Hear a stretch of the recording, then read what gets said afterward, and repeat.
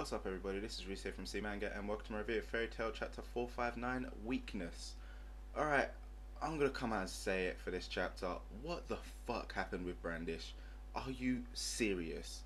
It's like, first she has hay fever, cool, but then she was knocked out because she was having a sneezing fit. That is some serious bullshit right there.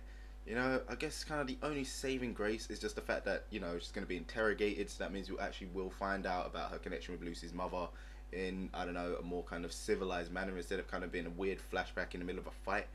But still, that left the worst taste in my mouth, man. It's like, that just was not a good opportunity for some comedy. The comedy could have come later on in the chapter, but that point there was just not good for comedy. It's like, why? That was such a serious point, and then all of a sudden, But anyway, the rest of this chapter, it was basically dealing with, it was basically everyone kind of fighting with Wahl Icht. Is that, I think that's how you say his name. The poker looking dude, the banker dude from, yeah. Either way, yeah. In fact, it was quite interesting with him, you know, because obviously at first I was thinking, oh yeah, he's got some sort of nullification magic, but that wasn't the case. His magic was fully revealed in this chapter, and yeah, it was something very interesting, not gonna lie. So at the moment, he's facing off against Grey, Juvia, and the Strauss siblings. Well, his soldiers are. Each one of them ended up having like the perfect countermeasure for their opponent. Even Mira's one, kind of playing on a weakness for a family. So obviously, you know, you first had Juvia's one, tried to hit her. She's like, nope, you can't hit me because obviously she's made of water. Then next thing, he starts blowing out steam, which is obviously burning her. Next, Grey's ice make magic was countered by fire. Elfman's power was like countermeasured with a nimble, speedy, agile person, so he couldn't touch him. Then you have Lysana, she's obviously going in with a fast attack, she's not doing anything to the power type guy who's got perfect defense. So yeah, there you go. Each one had the perfect countermeasures. Like Mira's one playing on a obviously weakness for family. You see her like she can't even land a strike because that one there's like pretending to be Elfman, playing on her emotions and everything, so she couldn't fight back. Yeah, so strange. It's like at first I was thinking it was the soldiers themselves, you know, it was the soldiers themselves who had these powers, but it turns out that the power itself was actually coming from Wahl himself. His power is basically to create golems that can exploit the weaknesses of his opponents. It does really make me wonder with him, like, how can they actually beat him if he can create the perfect countermeasure for anything? For example, I don't know, maybe if he's going to be fighting Luxus, he creates an enemy that can have like to use earth magic or something, you know, start grounding his lightning. But yeah, either way, he just kind of leaves his soldiers to go to fight these five, and he just goes off to fight the Rising Crew to try and take down the shields. He ends up like countering Bixler's dark magic with white magic, Ever's scale magic with mist. Even when they try to use their eye magic, it's like, no, it doesn't work against him.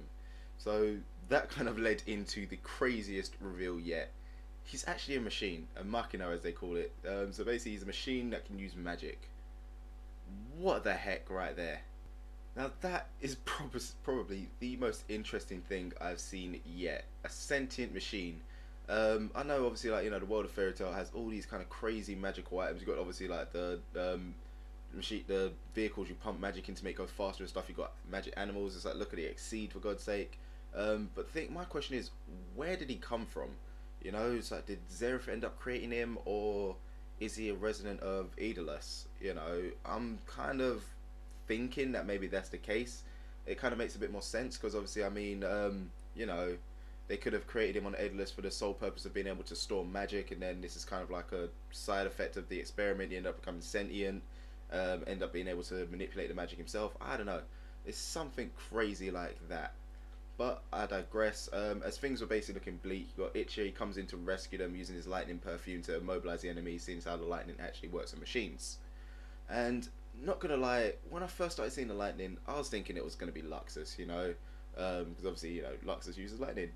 But obviously, more thinking about it, it's like, no, you really do need to save Luxus for a more powerful enemy. Against him, I don't really think it'll be kind of anything.